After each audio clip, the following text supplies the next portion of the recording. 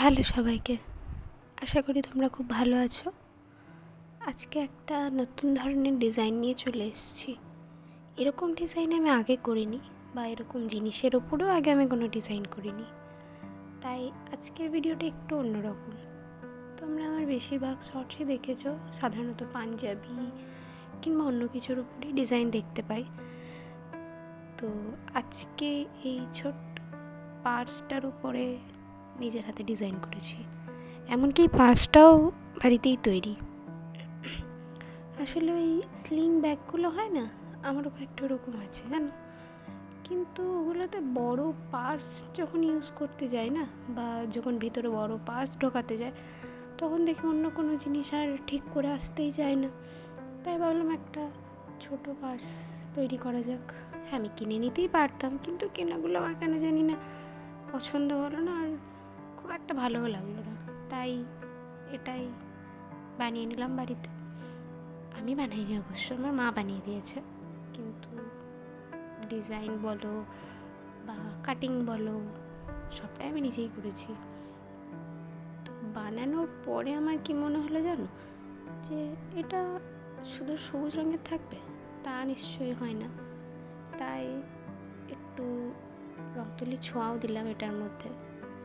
এটা অবশ্যই সম্পূর্ণ নিজে, এটার মধ্যে অন্য কেউ সাহায্য করেনি বা অন্য কারো ইনভলভমেন্টও নেই। হ্যাঁ, কিছু রেফারেন্স ডিজাইন দেখেছি, সেগুলো দেখেছি, তারপর নিজের হাতেই বানিয়েছি। এবার তোমরা অনেকেই বলবে, আগে থেকে তো পেন্সিলে এঁকে নিয়েছিলে, তাহলে এটা খুবই সহজ। এবার এটার জন্য একটা কথা বলি, আমি যদি পেন্সিলে এঁকে না নিতাম, এখানে আমার চান্স ছিল ভুল হওয়ার কিংবা রঙটা ঘেঁটে যাওয়ার। আমি চাই না এই জিনিসটার উপর কোনোভাবে রঙটা খারাপ হয়ে যাক, কারণ আবার তো তাহলে আমাকে জিনিসটা দ্বিতীয়বার বানাতে হতো। একটা জিনিসকে খারাপ করার ইচ্ছা তো হয় না, বলো। তাই এটার উপর পেন্সিল দিয়ে আগে রঙ করে নিয়েছি, মানে এঁকে নিয়েছি, তারপরেই লাল রঙের ছোঁয়া দিয়েছি। তো দুটো ডিজাইনে আমার কাছেও খুব নতুন, তাই ভাবলাম তোমাদের সাথেও শেয়ার করা যাক। যেহেতু আমার কাছেও নতুন, তো তোমাদের কাছেও নতুন হবে আইডিয়াটাও, আবার ডিজাইনটাও। তো কেমন লাগলো জানিও। আর একটা কথা, সেটা হচ্ছে এই ব্যাগটা তো আমি নিজে বানিয়েছি, মানে পার্সটা আমি নিজে বানিয়েছি। তো তোমাদের অনেকেরই জানার ইচ্ছে হতে পারে আমি ব্যাগটা কেমনভাবে বানিয়েছি।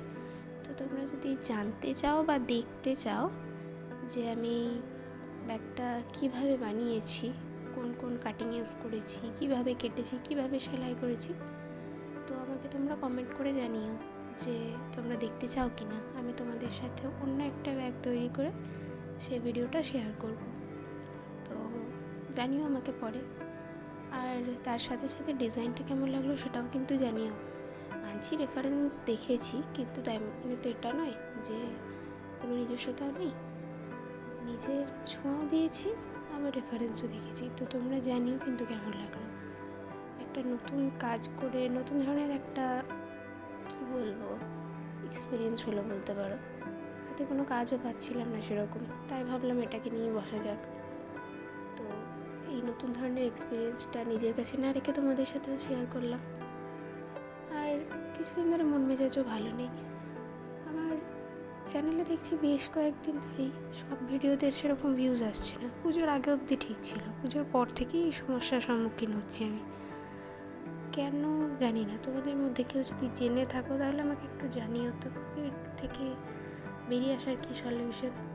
মানে কয়েকটা ভিডিওতে ভিউজ আসছে, কিন্তু আবার তারপরেরটাতেই আসছে না। আমি জানি না এর কারণ কি, তো বুঝতে পারছি না কেন হচ্ছে বা কী করলে এটা থেকে বেরোতে পারবো। তো তোমাদের মধ্যে যদি কেউ জানো বা কোনো সাজেশন দিতে চাও, তাহলে আমাকে কমেন্ট করে জানিও, কিন্তু আমি তোমাদের সাজেশনের অপেক্ষায় থাকবো। আর বেশি কিছু তো বলার নেই, তোমরা দেখে জানিও কেমন লেগেছে। আর হ্যাঁ, এই যে এই কুড়িগুলো, এগুলো আমার কাছে পড়েই ছিল, তাই ভাবলাম ইউজ করা যাক, ইউজ করলাম। তো এখানেই শেষ করছি আজকে। তো তোমরা দেখে জানো কেমন লাগলো, আর ভিডিওটা ভালো লাগলে অবশ্যই একটা লাইক করে দিও, কমেন্ট করে দিও, আর নতুন হলে চ্যানেলে সাবস্ক্রাইবও করে যেও। দেখা হচ্ছে নেক্সট ভিডিওতে। ততক্ষণের জন্য ভালো থেকো আর ভালো রেখো।